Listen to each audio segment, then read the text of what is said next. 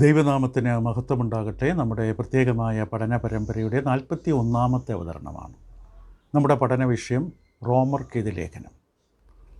റോമർക്കെഴുതിയ ലേഖനത്തിൽ നിന്നുള്ള 41-ാമത്തെ പഠനം.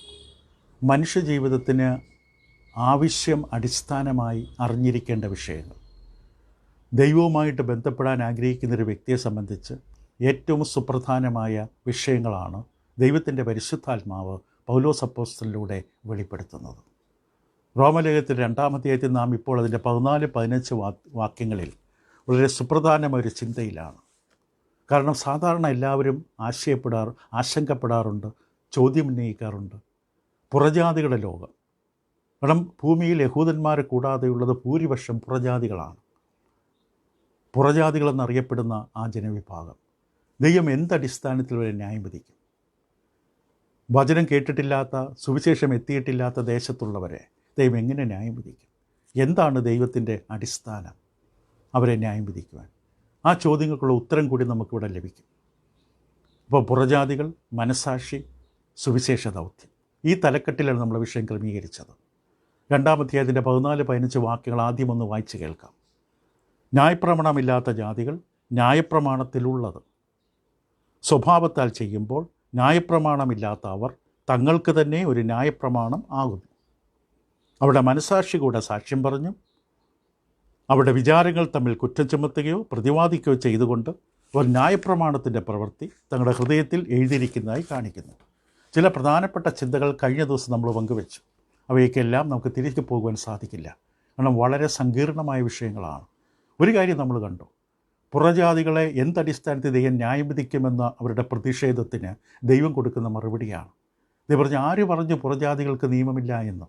ശരിയാണ്, ദൈവം തൻ്റെ നിയമം, മോശയുടെ നിയമം, ന്യായപ്രമാണം എന്നറിയപ്പെടുന്ന നിയമവ്യവസ്ഥ ദൈവം യഹൂദന്മാർക്ക് കൊടുത്തു. സീനാൻ മലയിലേക്ക് മോശയെ വിളിച്ചു വരുത്തി.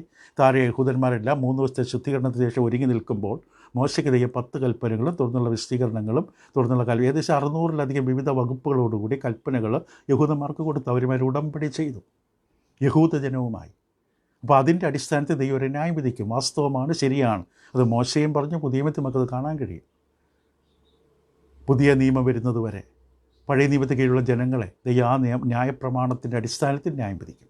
പക്ഷേ പുറജാതികളെ സംബന്ധിച്ച് എന്താണ് അവിടെ ദൈവം പറയുന്ന മറുപടി? പുറജാതികൾക്കും ഒരു നിയമമുണ്ട്, അതിനെ കാണിച്ചു തരികയാണ്. ന്യായപ്രമാണത്തിലുള്ളത് സ്വഭാവത്താൽ ചെയ്യുന്ന പുറജാതികൾ. ഇപ്പോൾ പുറജാതികളുടെ ലോകത്തുള്ള എല്ലാവരും റോമലേഖനം 1 പറയുന്ന പോലെ അതമ്പതിച്ച് തകർന്നില്ല. പുറജാതികളുടെ ലോകത്തുള്ള സകല മനുഷ്യരും ദൈവം കൈവിട്ട് തകർന്ന് തരം താഴ്ന്ന അതമ്പതിച്ച അവസ്ഥയിൽ ദൈവക്രോധത്തിനും ദൈവത്തിൻ്റെ തീക്കും ഇരയായി കിടക്കുകയല്ല. വളരെ ചുരുക്കം പേർ അതിൻ്റെ നടുവിലുണ്ട് എന്നുള്ളത് കാണിച്ചിരിക്കുകയാണ്. അവർ പിടിച്ചു നിന്നു. അതിനെക്കുറിച്ചാണ് പറയുന്നത്. ന്യായപ്രമാണമില്ലാത്ത ജാതികൾ, അവർക്ക് വഴികൾ അറിയില്ല. ദൈവത്തിൻ്റെ നിയമം, ഹിതം എന്തെന്ന് അവർക്കറിയില്ല. ദൈവത്തിൻ്റെ വചനം വഴിയാണ്, പ്രമാണമാണ്, അത് പാതയാണ്, ഇതിൻ്റെ ഇഷ്ടവും മനസ്സുമാണ്. അപ്പം ന്യായപ്രമാണമില്ലാത്ത ജാതികൾ ന്യായപ്രമാണത്തിലുള്ളത് എങ്ങനെ ചെയ്യുന്നു? സ്വഭാവത്താൽ. ആരും അവരെ പഠിപ്പിച്ചില്ല. സ്വഭാവത്താൽ, അവരുടെ പ്രകൃതി, അവരുടെ സ്വഭാവത്താൽ ചെയ്യുകയാണ്. അപ്പനമ്മയെ ബഹുമാനിക്കണം എന്ന് ന്യായപ്രമാണം പറഞ്ഞ് കേട്ടിട്ടല്ല അവർ അപ്പനമ്മയെ ബഹുമാനിക്കുന്നത്. മനുഷ്യരെന്ന നിലയിൽ, ദൈവഛായയിലും സാദൃശ്യത്തിലും മെനയപ്പെട്ട മനുഷ്യരെന്ന നിലയിൽ അവനിൽ തന്നെയുള്ള അന്തർലീനമായിരിക്കുന്ന ഒരു തിരിച്ചറിവാണത്. ന്യായപ്രമാണം വ്യക്തമായി പുറപ്പാട് പുസ്തകം 20-ാം അധ്യായത്തിൽ അപ്പനെയും അമ്മയെ ബഹുമാനിക്കണമെന്ന് പുറപ്പാട് 20-12 വ്യക്തമായി പറഞ്ഞു. പക്ഷേ ആ പുറപ്പാടിൻ്റെ പുസ്തകമോ ആ പുസ്തകത്തിലെ ദൈവവചനങ്ങളോ ഒന്നും പരിചയവും കേട്ടിട്ടുമില്ലാത്ത പുറജാതികൾ, അതിൽ ചിലർ അപ്പനെയും അമ്മയെ ബഹുമാനിക്കുന്നു. അവർ കൊല ചെയ്യാതിരിക്കുന്നു, വ്യഭിചാരം ചെയ്യുന്നില്ല, മോഷ്ടിക്കുന്നില്ല, പിടിച്ചു പറിക്കുന്നില്ല. ന്യായപ്രമാണത്തിൽ നിന്ന് കിട്ടിയ അറിവനുസരിച്ചല്ല അവരിങ്ങനെ ജീവിച്ചത്. അതുകൊണ്ടാണ് പൗലോസ് പറഞ്ഞത് ന്യായപ്രമാണത്തിലുള്ളത്. ന്യായപ്രമാണത്തിൽ ദൈവം ആവശ്യപ്പെട്ട നിലവാരം സ്വഭാവത്താൽ ചിലർ ചെയ്യുന്നു എന്ന് വ്യക്തമാണ്. അങ്ങനെ അവർക്ക് തന്നെ ന്യായപ്രമാണം. ഒരു നിയമമില്ലാതെ ധിക്കാരത്തോടെ ജീവിക്കുന്നവരെന്നല്ല പറഞ്ഞത്. അവരവരുടെ ജീവിതം കൊണ്ട്, സ്വഭാവം കൊണ്ട്, പ്രവൃത്തി കൊണ്ട് ഒരു പ്രമാണമുണ്ട്, ഒരു ജീവിത ശൈലി, ജീവിത രീതിയുണ്ട്, യോഗ്യവും ഉചിതവും ശരിയുമായൊരു ജീവിത മാർഗമുണ്ട് എന്നവർ കാണിച്ചു തരികയാണ്. എന്നിട്ട് പൗലോസ് തുടർന്ന് പറഞ്ഞു, നമ്മൾ കഴിഞ്ഞ ദിവസം ചിന്തിച്ചു, ന്യായപ്രമാണത്തിൻ്റെ പ്രവൃത്തി തങ്ങളുടെ ഹൃദയത്തിൽ എഴുതിയിരിക്കുകയാണ്. ന്യായപ്രമാണം മുഴുവൻ എഴുതിയെന്നല്ല, ന്യായപ്രമാണത്തിൻ്റെ പ്രവൃത്തി ഇവിടെ ഹൃദയത്തിൽ എഴുതിയിരിക്കുന്നു എന്നുള്ളത് വ്യക്തമായി കാണിച്ചു തന്നു. ന്യായപ്രമാണ പ്രവൃത്തി അവിടെ ഹൃദയത്തിൽ എഴുതിയിരിക്കുകയാണ്. അപ്പോൾ ഇവിടെ ദൈവത്തിൻ്റെ വചനത്തിൽ വ്യക്തമായി നമ്മൾ കാണിക്കുക രണ്ടൊരു വൈരുദ്ധ്യം നമ്മൾ അവസാനം കഴിഞ്ഞ ദിവസം ചിന്തിച്ചു. യഹൂദന്മാർക്ക് ദൈവം 10 കൽപ്പന കൊടുക്കുമ്പോൾ ഒരു കൽപ്പലകയിൽ പ്രകടമായ വ്യക്തമായ രീതിയിൽ കാണാൻ കഴിയുന്ന തരത്തിലാണ് ഒരു കൽപ്പലകയിൽ മോശയുടെ കയ്യിൽ കൊടുത്തത്. ആദ്യം അതിനെ തച്ചുടച്ച് പിന്നീട് ദൈവം ഒന്നുകൂടെ കൊടുത്തു. പുറമേ കാണാം, പക്ഷേ പുറജാതികൾക്ക് ഇവിടെ ഹൃദയത്തിൽ എഴുതിയിരിക്കുകയാണ്. അദൃശ്യമായൊരു പേനയിലൂടെ, അദൃശ്യമായൊരു ഒരു ഒരു വിരലിനാൽ പുറജാതിയുടെ ഹൃദയത്തിൽ അത് എഴുതിയിരിക്കുന്നു എന്ന് കാണിച്ചു തരികയാണ്. അപ്പോൾ ഇവിടെ പുറജാതികൾ വ്യക്തമായി ചിത്രീകരിക്കുന്നത്, തെളിയിക്കുന്നത് അവിടെ ഹൃദയത്തിൽ ന്യായപ്രമാണത്തിലെ സുപ്രധാനമായ തത്വങ്ങൾ ഹൃദയത്തിൽ എഴുതിയിട്ടുണ്ട്. മനുഷ്യ നിലയിൽ അവർക്കതനുസരിച്ച് ജീവിക്കാൻ സാധ്യമാണ്. പ്രമാണമില്ലെങ്കിലും ദൈവം മനുഷ്യനെ ന്യായവിധിക്കാൻ കഴിയുന്നത് അതുകൊണ്ടാണ്. ദൈവഛായയിലും സാദൃശ്യത്തിലും സൃഷ്ടിക്കപ്പെട്ട മനുഷ്യൻ നിയമത്തിന് പുറത്തല്ല. ശരിയാണ്, മോശയുടെ നിയമത്തിന് പുറത്താണ്. പക്ഷെ ഒരു നിയമത്തിനും വിധേയപ്പെടേണ്ട ആവശ്യമില്ലാത്ത അവസ്ഥയല്ല ഹൃദയത്തിൽ എഴുതിയിരിക്കുന്നു. അപ്പോൾ ന്യായപ്രമാണത്തിലുള്ളത് സ്വഭാവത്തെ ചെയ്തുകൊണ്ട് അവർ കാണിച്ചു. അവിടെ ഉള്ളിലൊരു നിയമമുണ്ട്, അവർക്ക് തന്നെ ഒരു പ്രമാണമാണ്.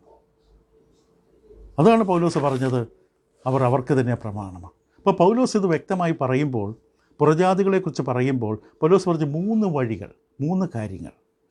1 അവിടെ ഹൃദയം, 2 മനസാക്ഷി, 3 ചിന്തകൾ. വചനത്തെക്കുറിച്ച് കേൾവി പോലും ഇല്ലാത്ത ഏത് കാട്ടിനുള്ളിൽ, ഏത് ഗുഹയ്ക്കുള്ളിൽ, ഏത് ഗോത്രവർഗ്ഗക്കാരുടെ ഇടയിൽ, ഏത് വിദൂരത്തിൽ എവിടെയെങ്കിലും ജീവിച്ചാലും മനുഷ്യനാണോ ഈ 3 സംവിധാനങ്ങളും അവനുണ്ട്. 1 ഹൃദയം, 1 മനസാക്ഷി, 1 അവൻ്റെ ചിന്ത. ഇത് 3നും പ്രത്യേക ഫങ്ഷനുണ്ട്, പ്രത്യേക പ്രവർത്തനങ്ങളുണ്ട്. അപ്പോൾ അവിടെ കണ്ടു നമ്മൾ 15-ാം വാക്യത്തിൽ, വിചാരങ്ങൾ എന്ത് ചെയ്യുന്നു? തമ്മിൽ കുറ്റം ചുമത്തുകയോ പ്രതിവാദിക്കുകയോ ചെയ്യുന്നു. മനസാക്ഷി എന്ത് ചെയ്യുന്നു? സാക്ഷ്യം പറയുന്നു. ഹൃദയം എന്ത് ചെയ്തിരിക്കുന്നു? ഹൃദയത്തിൽ ദൈവത്തിൻ്റെ പ്രമാണത്തിൻ്റെ വഴികൾ എഴുതിയിരിക്കുന്നു. ഇപ്പോൾ 3 അവസ്ഥകൾക്കും അതിൻ്റേതായ പ്രവർത്തനങ്ങളുണ്ട്. അപ്പോൾ ഇവിടെ ഹൃദയം, മനസാക്ഷി, ചിന്തിക്കുന്ന ശക്തി വ്യത്യസ്തങ്ങളായ 3 ഭാഗങ്ങളായി വേർതിരിക്കുകയല്ല. അതായത് അന്തരാത്മാവിനെ 3 വകുപ്പുകളായി വിഭാഗിക്കുകയല്ല പൗലോസ് ചെയ്യുന്നത്. ഇത് 3 ചേരുന്നത് തന്നെയാണ് മനസാക്ഷി. ഇത് 3 ചേരുന്നത് തന്നെയാണ് ദൈവം വെച്ചിരിക്കുന്ന അന്തർ സംവിധാനം, നമ്മുടെ ഉള്ളിൽ വെച്ചിരിക്കുന്ന സംവിധാനമാണിത്. ഇപ്പോൾ പൗലോസ് ഇതിങ്ങനെ ഹൃദയവും മനസാക്ഷിയെന്ന് ചിന്തകളെന്ന് പറഞ്ഞ് വിവരിക്കുമ്പോൾ നമ്മുടെ അന്തരാത്മാവിനെ 3 കഷ്ണങ്ങളാക്കുകയല്ല. അതിന് പകരം നമ്മുടെ ആന്തരിക പ്രക്രിയ, സാധാരണ ബുദ്ധിയുള്ള ഏത് മനുഷ്യനും അവൻ ചെയ്യുന്നത് ശരിയാണോ തെറ്റാണോ എന്ന് അവന് തന്നെ മനസ്സിലാക്കാൻ കഴിയുന്ന ഒരു സംവിധാനം ദൈവൻ്റെ ഉള്ളിൽ വച്ചിരിക്കുന്നു. അവിടെയാണ് ഈ ഹൃദയവും മനസാക്ഷിയും ചിന്തകളും. അവിടെ പറയുന്നത് മനസാക്ഷി സാക്ഷ്യം പറഞ്ഞു. മനസാക്ഷിയുടെ പ്രവൃത്തി എന്താണ്? 15-ാം വാക്യം അവിടെ മനസാക്ഷി കൂടെ സാക്ഷ്യം പറയുന്നു. അപ്പം ന്യായപ്രമാണത്തിൻ്റെ പ്രവൃത്തി ഹൃദയങ്ങളിൽ എഴുതിയിരിക്കുന്നുവെന്ന് പുറജാതികളെക്കുറിച്ച് പൗലോസ് പറഞ്ഞതിന് ശേഷം അവിടെ മനസാക്ഷി അതിന് സാക്ഷ്യം പറയുന്നു. ചെയ്യുന്ന പ്രവൃത്തിക്ക് മനസാക്ഷിയുടെ സാക്ഷ്യം, മനസാക്ഷിയുടെ പിന്തുണ ഉള്ളൊരവസ്ഥ. നമ്മൾ കഴിഞ്ഞ ദിവസം പറഞ്ഞു, മനസാക്ഷിയെ ശരിയായ തരത്തിൽ പരിശീലിപ്പിക്കണം. ഇപ്പോൾ ഒരു അപ്പൻ കള്ളനായിട്ട് ജീവിച്ച ഒരു മനുഷ്യൻ്റെ മകൻ ഈ കള്ളത്തെക്കുറിച്ച് അപ്പൻ ന്യായീകരിച്ച് സംസാരിക്കുന്ന കേട്ട് മകൻ്റെയും ചിന്ത മോഷ്ടിക്കുന്നത്, പിടിച്ചു പറിക്കുന്നത്, കൊല ചെയ്യുന്നതൊക്കെ ശരിയാണ്, ഇല്ലാത്തവർക്ക് കൊടുക്കാൻ, ഉള്ളവനെ അപഹരിക്കുന്നതിൽ തെറ്റില്ല എന്ന് കുഞ്ഞിലേ പഠിച്ച് കേട്ട മനുഷ്യൻ്റെ മനസാക്ഷിയിൽ ആ തെറ്റായ പരിശീലനമാണ്. മനസാക്ഷി സ്വയം ഒന്നിനും കഴിയില്ല, അത് നമ്മൾ പരിശീലിപ്പിക്കണം. ശരിയുടെ സത്യത്തിൻ്റെ പാതയിൽ പരിശീലിപ്പിക്കണം. ഇപ്പോൾ മനസാക്ഷി എന്ന വാക്ക് a knowing with own self, എനിക്കെന്നെ അറിയാൻ കഴിയുന്ന സംവിധാനം, എനിക്കെന്നെ അറിയാൻ കഴിയുന്നതാണ് എൻ്റെ മനസാക്ഷി. ഒരുപക്ഷെ പുറത്താർക്കത് കാണാൻ പറ്റില്ല. എനിക്കെന്നെ അറിയാനുള്ള ഏറ്റവും വലിയ കഴിവ് സംവിധാനമാണ് ഒരു ഇന്നർ അവെയർനെസ്, ആന്തരികമായ ബോധം, ആന്തരികമായ സുബോധം, ഒരു അറിവാണത്, അവെയർനെസ്സാണ്. എന്നെക്കുറിച്ച് എനിക്കുള്ള അറിവ്. ഒരുപക്ഷെ നമുക്ക് കൂടുതൽ വ്യക്തമായിട്ട് ശാസ്ത്രീയമായിട്ടും തത്വചിന്താപരമായിട്ടും നമുക്കൊന്ന് നിർവചിക്കാൻ പറ്റില്ല. അപ്പോൾ എൻ്റെ ഉള്ളിൽ എന്നെക്കുറിച്ചുള്ള അറിവ്, എന്തിനെക്കുറിച്ചുള്ള അറിവ്? പൗലോസിൻ്റെ കാലത്തിലും ഇപ്പോഴും ഇത് ശരിയും തെറ്റും തമ്മിൽ തിരിച്ചറിയാനുള്ള അറിവ്, ശരിയും തെറ്റും തമ്മിൽ തിരിച്ചറിയാനുള്ള അവബോധം, അതാണ് ഉദ്ദേശിക്കുന്നത്. എല്ലാ മനുഷ്യർക്കും ശരിയും തെറ്റും തിരിച്ചറിയാനുള്ള അവബോധമുണ്ട്. അവിടെ ഉള്ളിൽ തന്നെ ഒരു അവസ്ഥയുണ്ട്. ഉദാഹരണത്തിന് ഒരു ബൈബിൾ പ്രാസംഗികൻ ഒരു നിരീശ്വരവാദിയുമായിട്ട് സംസാരിച്ചുകൊണ്ടിരിക്കുകയാണ്. ഒരു ബൈബിൾ പ്രാസംഗികൻ ദൈവമില്ല എന്ന് വിശ്വസിക്കുന്ന ഒരു മനുഷ്യനുമായിട്ട് സംസാരിച്ചുകൊണ്ടിരിക്കുന്നു. ഇപ്പോൾ ദൈവമില്ല എന്ന് വിശ്വസിക്കുന്ന മനുഷ്യനായിട്ട് സംസാരിച്ചുകൊണ്ടിരിക്കുമ്പോൾ ഈ ബൈബിൾ പ്രഭാഷകൻ ഈ മേശയ്ക്ക് അടിയിലൂടെ താൻ ഈ നിരീശ്വരവാദ കാലെ ചവിട്ടി. അപ്പോൾ നിരീശ്വരവാദി പെട്ടെന്ന് ഞെട്ടി, ഇത് അബദ്ധം പറ്റിയതായിരിക്കുമെന്ന ധാരണയിൽ തൻ്റെ സംസാരം തുടർന്നുകൊണ്ടിരുന്നു. പക്ഷേ ഈ പ്രാസംഗികൻ വീണ്ടും ചവിട്ടി 3-4 പ്രാവശ്യം ആവർത്തിച്ചു. അവസാനം നിരീശ്വരവാദി പ്രതികരിച്ചു, അങ്ങനെ ചെയ്യാൻ പാടില്ല, താങ്കൾ ചെയ്യുന്നത് ശരിയല്ല എന്ന് പറഞ്ഞുകൊണ്ട് പ്രതികരിച്ചു. ഉടൻ ബൈബിൾ പ്രാസംഗികൻ ചോദിച്ചു, എന്തടിസ്ഥാനത്തിലാണ് ഞാൻ ചെയ്തത് തെറ്റാണെന്ന് നിങ്ങൾ പറയുന്നത്? തെറ്റും ശരിയും നിർണ്ണയിക്കുവാനുള്ള മാനദണ്ഡം നിങ്ങൾക്ക് എവിടുന്ന് കിട്ടി? അതൊരു വലിയ കണ്ണു തുറക്കുന്ന പ്രസ്താവനയായിരുന്നു. ഇപ്പം തെറ്റും ശരിയും എന്തടിസ്ഥാനത്തിൽ തീരുമാനിച്ചു? Where did you get this idea? You should not do this. ഇങ്ങനെ ചെയ്യാൻ പാടില്ല എന്നുള്ള ചിന്ത നിനക്ക് എവിടുന്ന് കിട്ടി? ഇപ്പം എല്ലാ മനുഷ്യരിലും ചെയ്യുന്നത് ശരിയാണോ തെറ്റാണോ എന്ന് വിലയിരുത്തുന്ന ഒരു ചിന്താഗതിയുണ്ട്, എല്ലാ മനുഷ്യരിലുമുണ്ട്. അത് അവരവർ തന്നെ സൃഷ്ടിച്ചിരിക്കുകയാണ്.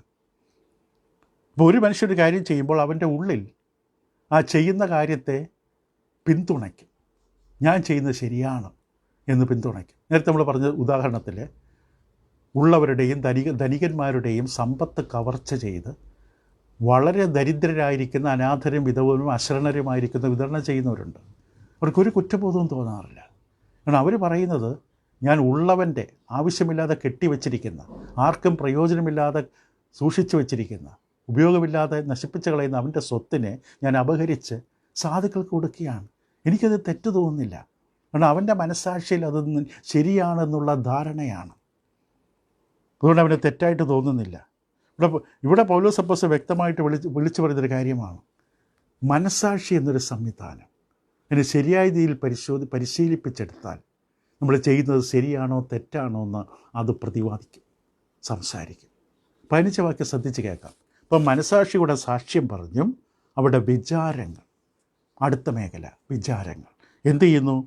തമ്മിൽ കുറ്റം ചുമത്തുകയോ പ്രതിവാദിക്കുകയോ ചെയ്തുകൊണ്ട്. ഒന്നുകിൽ കുറ്റം ചുമത്തും, അല്ലെങ്കിൽ പ്രതിവാദിക്കും. എന്ന് പറഞ്ഞാൽ ശരിയാണ്, നീ ചെയ്തത് ശരിയാണ് എന്ന് എനിക്ക് വേണ്ടി വാദിക്കും. എൻ്റെ മനസ്സാക്ഷി എനിക്ക് വേണ്ടി വാദിക്കും, ഞാൻ ചെയ്തത് ശരിയാണ്, ഞാൻ ചെയ്തത് ശരിയാണ്.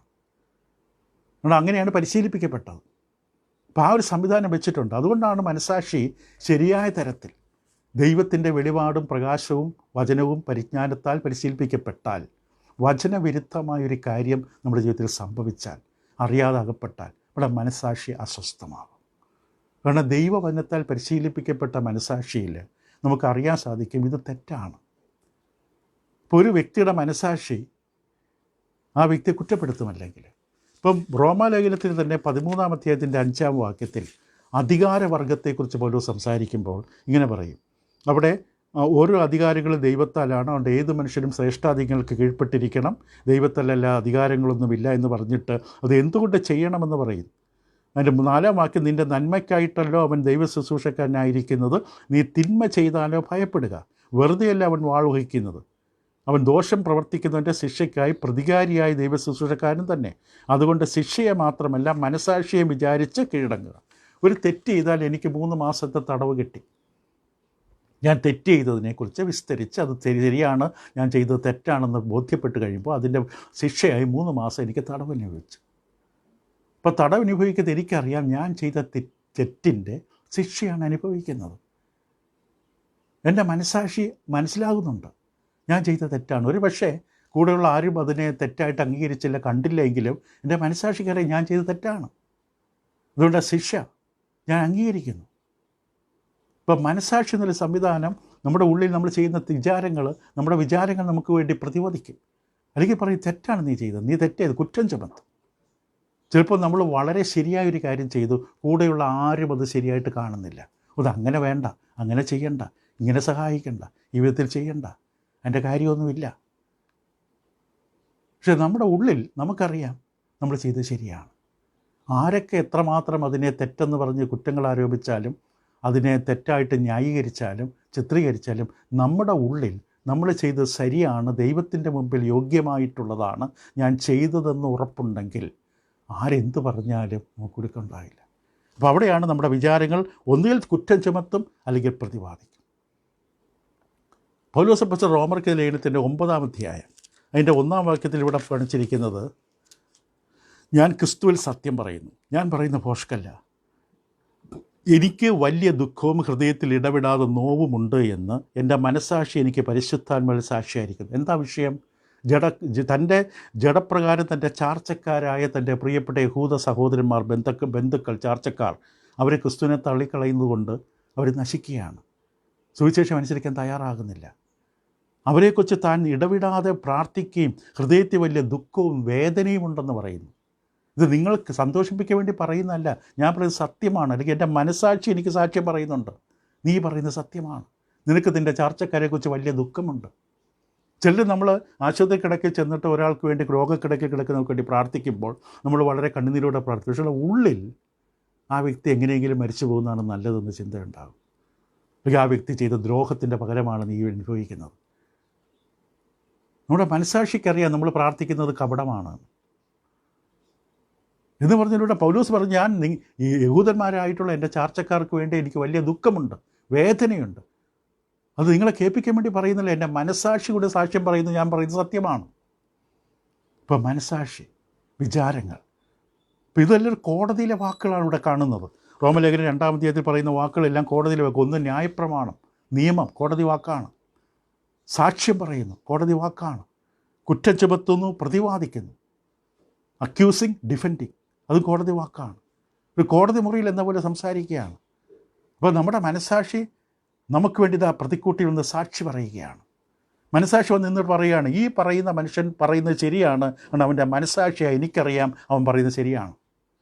അല്ലെങ്കിൽ നേരെ തിരിച്ചു പറയും, ഈ പറയുന്ന മനുഷ്യൻ കള്ളമാണ്, മറ്റുള്ളവരെ പറഞ്ഞ് വഞ്ചിക്കുകയാണ്, ഈ മനുഷ്യൻ്റെ മനസ്സാക്ഷിയായി എനിക്കറിയാം, ഈ പറയുന്നതുമായിട്ട് ഇവന് യാതൊരു ബന്ധവുമില്ല.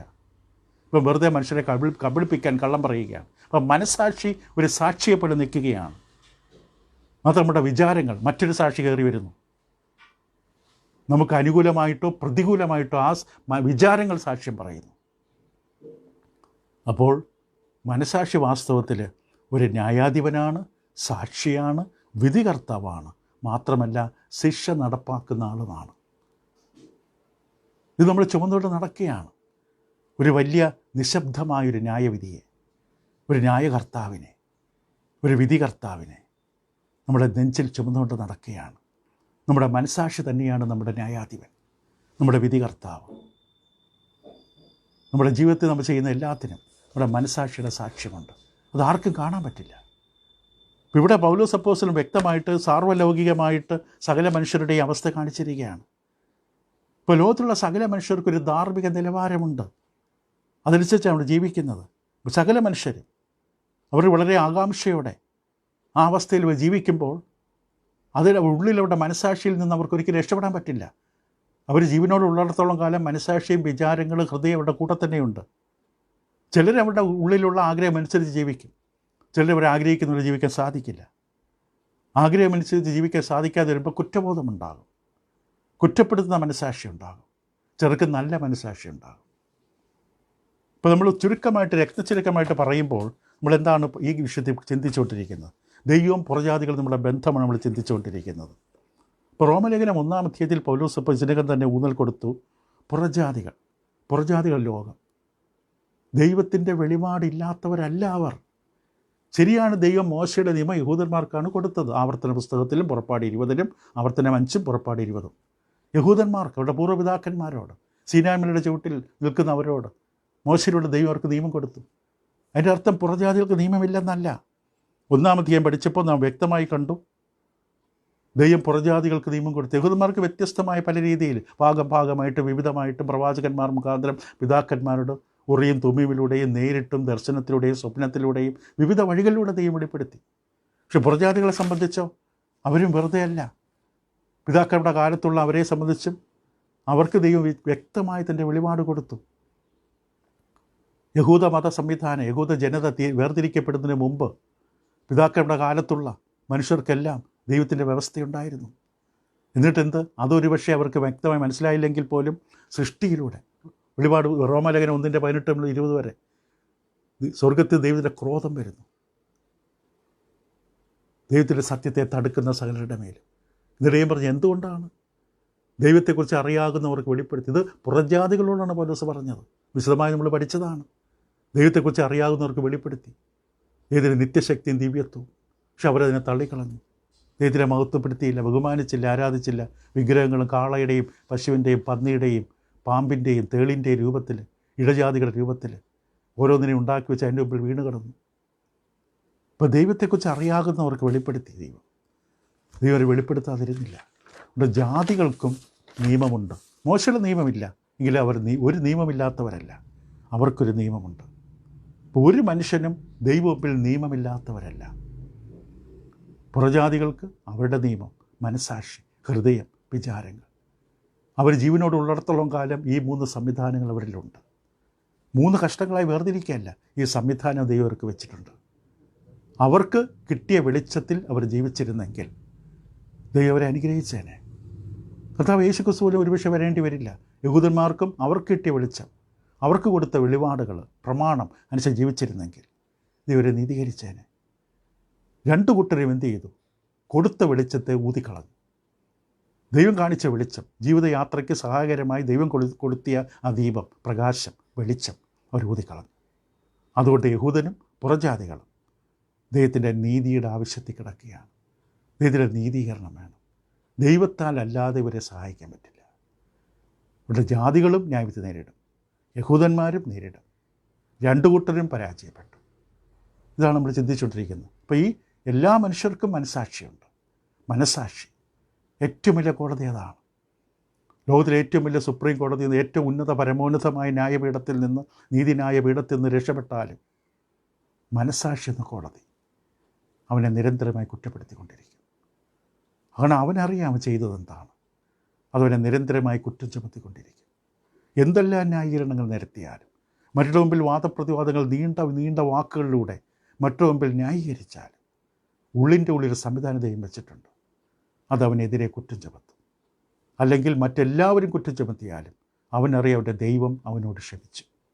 അവനും ദൈവവും നല്ല ബന്ധത്തിലാണ്. അവൻ മറ്റുള്ള വാക്കുകൾക്കുള്ളവരെ ദൈവത്തിൻ്റെ വചനപ്രകാരം പരിശീലിപ്പിക്കപ്പെട്ട മനസ്സാക്ഷിയുടെ ആ സാക്ഷ്യം അവനെ ഉൾക്കൊള്ളും. ഹൃദയം കുറ്റം വിധിക്കുന്നില്ലെങ്കിൽ നമുക്ക് ദൈവത്തോട് പ്രാഗൽഭ്യമുണ്ട്. പ്രാർത്ഥിക്കുമ്പോൾ നമുക്ക് അവകാശമുണ്ട്. നേരെ നമ്മൾ ചെയ്യുന്നതൊക്കെ തെറ്റാണെന്ന് ഉള്ളിലറിയാം. പക്ഷേ നമുക്ക് സാമ്പത്തിക നേട്ടത്തിന് വേണ്ടി, മറ്റെന്തെങ്കിലും വ്യവസായത്തിൻ്റെ ഉദ്ദേശത്തോടു കൂടി വചനത്തെ മറികടന്ന് ന്യായീകരിച്ച് വെള്ളം ചേർത്ത് നമ്മൾ കാര്യങ്ങൾ ചെയ്യുമ്പോൾ സുബോധമുള്ള മനസ്സാക്ഷി പറയും, നീ ചെയ്യുന്നത് തെറ്റാണ്, നീ നിന്നെ തന്നെ വഞ്ചിക്കുകയാണ്.